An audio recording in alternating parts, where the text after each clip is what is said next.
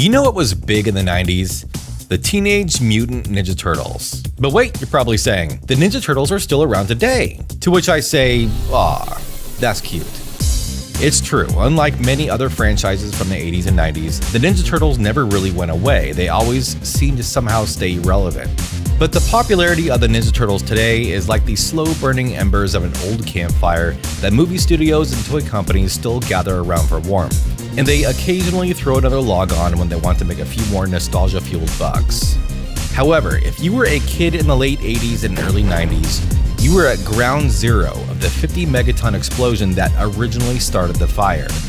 Like millions of other kids at the time, I was consumed by the white-hot flames of the Ninja Turtles commercial inferno, and my DNA was permanently altered, mutated if you will, by the dense, creeping cloud that was the radioactive fallout of this merchandising blitzkrieg. Okay, that was pretty grim, but that is what it was like, and let me tell you, it was a great time to be alive. Teenage Mutant Ninja Turtles Fall of the Foot Clan was the game I originally wanted a Game Boy for, and it not only delivered on my expectations back then, but it in fact still stands as one of my favorite games in the Game Boy library. Going further, I'd say it remains one of the best video game representations of the original cartoon. Other games might have had better gameplay and debatably better graphics, but Fall of the Foot Clan was the most cartoon-accurate Ninja Turtles game you could play outside of the original arcade game, at least until the 16-bit games came along. Now, remember that as a kid, all I wanted from the game was a faithful adaptation of my favorite cartoon. I didn't need it to change my life. And with the rose-colored glasses removed, I can objectively say that, presentation aside, there really isn't a whole lot to Fall of the Foot Clan. It's a pretty bare-bones left-to-right action game with very little in the way of stage design or challenge. Like many of the Konami Ultra games at the time, there's a stage select to allow you to start from any one of the game's 5 stages, but only by starting the game from the beginning can you see the true ending. At the start of every stage, you could choose to play as any one of the 4 turtles, although the only difference between them is the weapon they're holding. Each turtle attacks with the same basic weapon slash while standing upright, throwing a ninja star while crouching, and will execute a jump kick while in the air. Hidden in each level are a number of secret areas, in which you can recover health points by playing one of 3 bonus games. A target practice game, some weird game with Krang involving ninja stars, I don't know how to explain it, and one where you just have to guess what number Splinter is thinking about. By the way, all but the target practice game are a complete waste of your time. Now, just as a general observation, some of the very best looking games that ever appeared on the Game Boy were made by Konami Ultra. The level of detail that they managed to squeeze into every screen was so far beyond what other developers were doing at the time that they truly stood alone. And games of this era all have a certain look that is hard to quantify but is distinctly Konami Ultra. Fall of the Foot Clan falls squarely into this catalog of games. This game looks so much better than what is essentially a quick and dirty license game has any rights to. It isn't just that all the recognizable characters from the show are recreated here with as close to one-to-one accuracy as the 8-bit graphics could allow.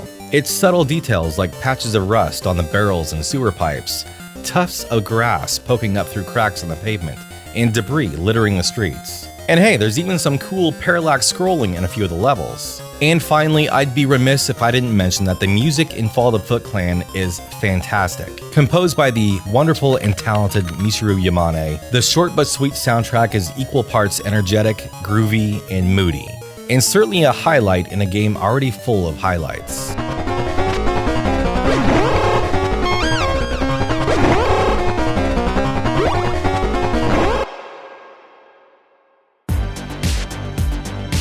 Ninja Turtles mania burned with a hot fervor in my soul during the Christmas season of 1989, and almost all the way through the following year, I continued to enjoy the seemingly endless bounty of merchandise and media the franchise produced. In addition to the toys, comics, and cartoons, we received a surprisingly decent live-action movie, and at the end of the year, I received Fall of the Foot Clan as a birthday gift. But as Christmas of 1990 rolled around and my interest in the toys waned, I began to suspect that my brightest days with the Teenage Mutant Ninja Turtles were behind me. I continued to experience diminishing returns with the Ninja Turtles all the way throughout 1991. The second live-action movie wasn't quite as good as I hoped it would be, and the sizable collection of action figures and vehicles that I had accumulated in previous years had, with a small amount of regret, been retired to the back of my closet.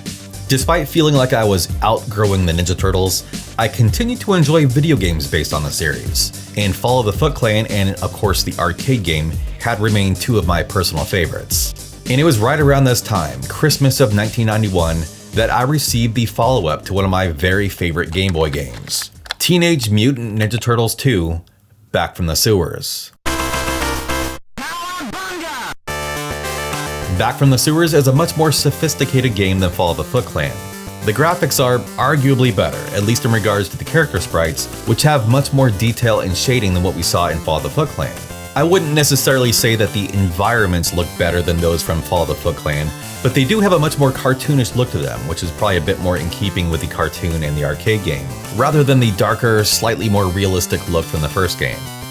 The music is also quite good. I definitely wouldn't say that this soundtrack is better than Fall of the Foot Clan's, but by this point the Ninja Turtles arcade game had established the distinctive, jazzy, and upbeat style that Konami would use for the series going forward. And admittedly, Back from the Sewers soundtrack sounds much more like a proper Ninja Turtles game, even if it doesn't quite reach the greatness of Michiru Yamane's score from the previous game. The levels are larger and contain much more elaborate scenarios and mechanics, from the straightforward side-scrolling action stages to the belt-scrolling skateboarding and surfing stages. The Turtles can also cling to certain overhead surfaces and flip up and down between floors to discover hidden pizzas, which for some reason are given to you by foot soldiers. I wonder what Shredder would say if he knew these guys were helping you. In between stages, you could play either a pizza collecting minigame to recover some health, or a quick boss battle where you can rescue a fallen turtle by defeating a security robot within a strict time limit. Now on its surface, Back from the Sewers appears to be an improvement over the original game in pretty much every regard. But even as a kid, I recognized that it wasn't much of an improvement. In fact, in some ways, it was actually a much worse game.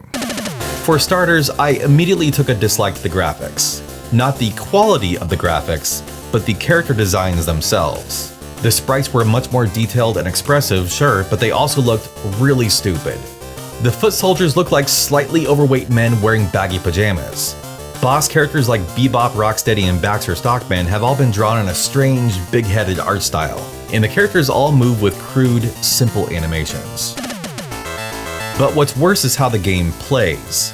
The controls are fine, but the hit detection feels unfairly sensitive, which is made even worse by the fact that the game often puts you in situations where it feels like taking damage is unavoidable. You're frequently being asked to make leaps of faith that all too often drop you directly into some kind of completely untelegraphed danger, like landmines you can barely see or jets of fire that only activate when you jump over them. In a couple stages, you have to slog through an endless wave of mousers rushing at you from both sides. And then there's the combinations of multiple obstacles at once that I'm convinced are impossible to get through unscathed. Now, despite all these flaws, I don't believe that Back from the Sewers is a bad game. In fact, I don't believe there exists a bad Konami game from that era.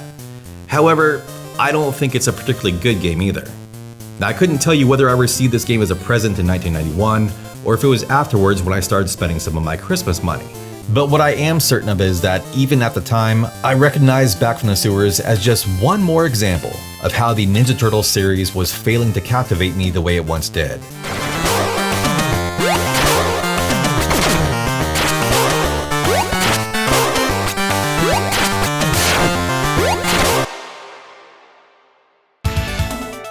If you were paying attention during the meteor shower of Mega Man releases at the end of 1993, you might have noticed that a third Ninja Turtles game came out on the Game Boy.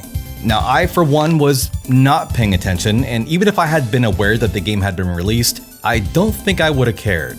By the end of 1993, I had long since moved on from the Teenage Mutant Ninja Turtles, and in fact, even my interest in the Game Boy was beginning to wane.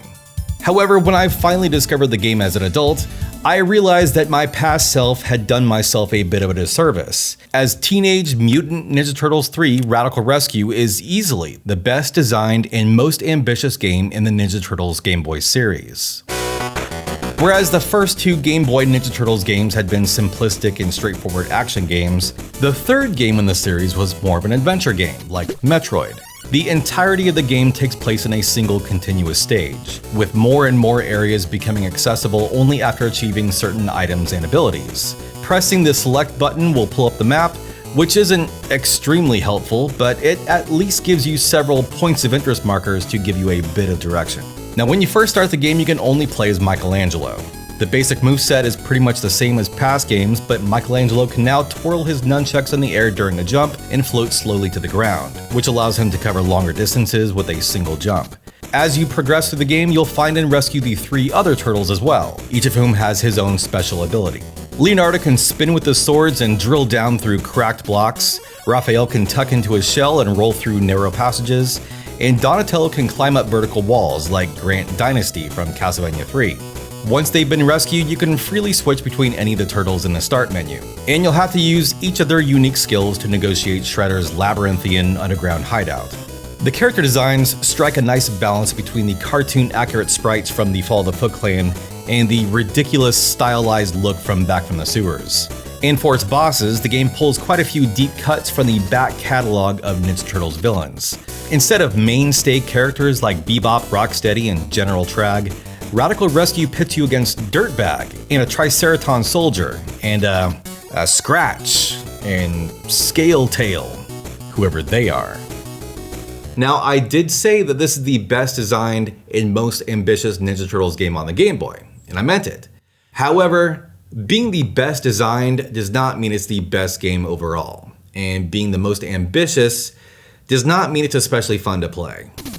The first problem is the map, which is practically useless.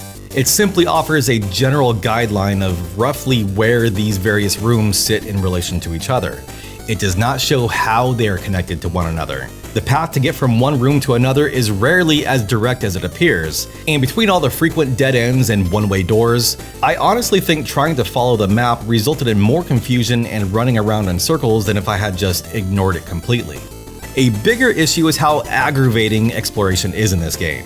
Much of the game is very vertically oriented with blind spots above you and below you. As you're exploring every corner of every room in the hopes of finding a path towards that tantalizing black dot on the map, your life bar will be constantly whittled down by cheap surprise hits from spiked ceilings and obnoxiously placed enemies that respawn the second you move off screen. And then there's the boss battles.